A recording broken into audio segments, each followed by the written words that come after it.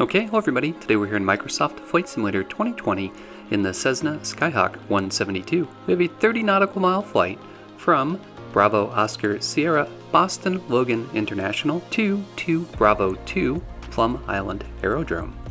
Boston Logan is a payware airport by FlyTampa and is phenomenal.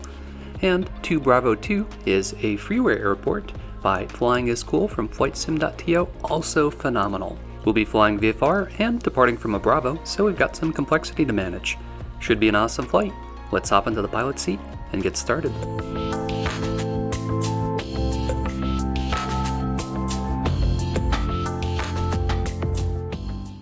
Let's hop into Google Earth and we'll zoom on into our airports. Boston Logan International is a huge airport that's in Class Bravo airspace.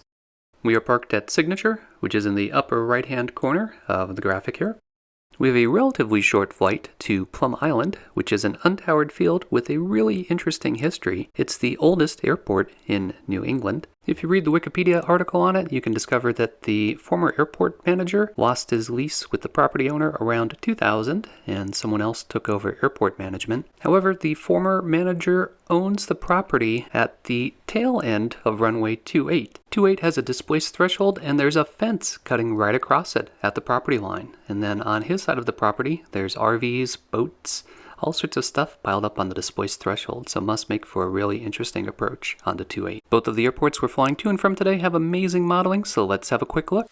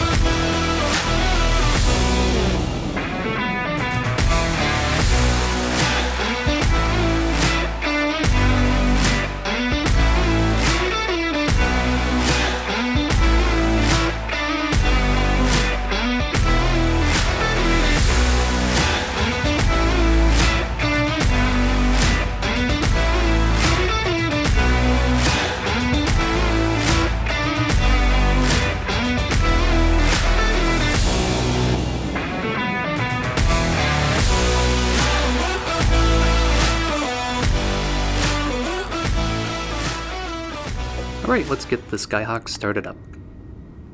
So we'll verify that all of our circuit breakers are in and all of our switches are off. Our parking brake is set. Our mixture is to idle cutoff.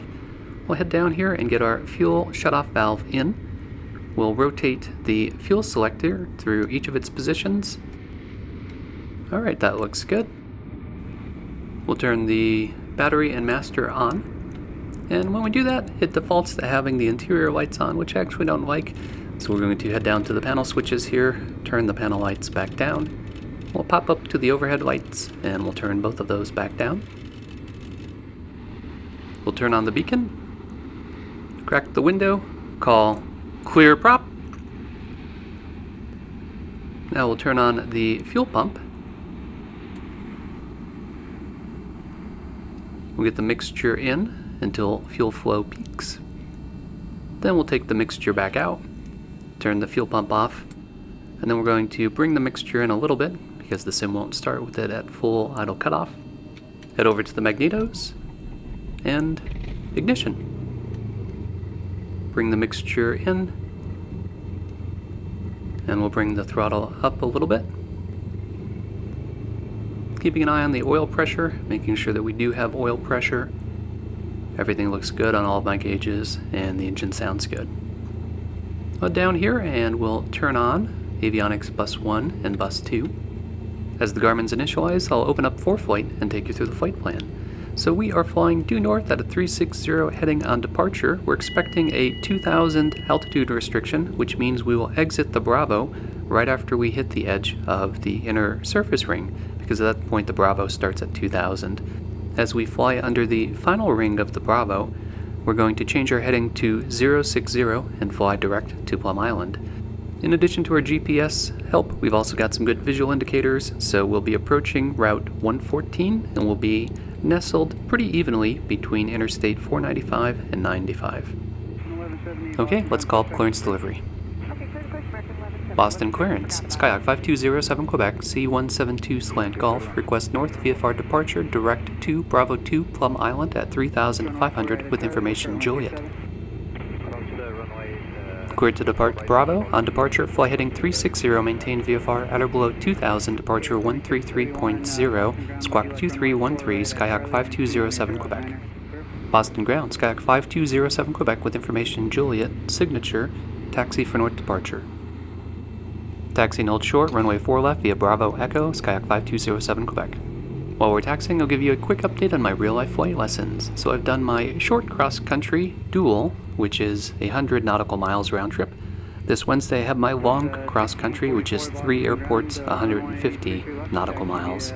I am planning it out right now, and it looks like I'm rolling up a Dungeons & Dragons character. That's the only way to describe the pen and paper experience of plotting out a cross-country manually.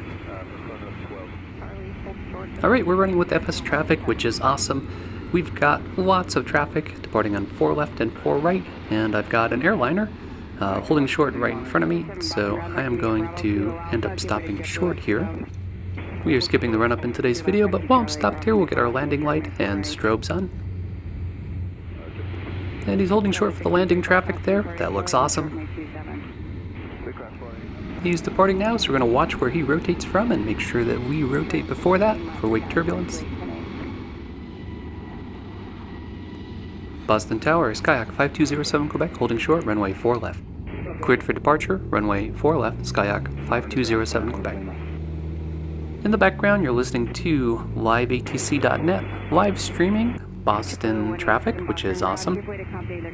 We'll also be using Sky Dolly to give us some of those great cinematics for takeoff and landing that you've seen in my recent videos. Somehow, despite this being a giant runway, I've completely missed the center line, so let me jog back over here to the left, get myself back on center line, and we'll get up to speed.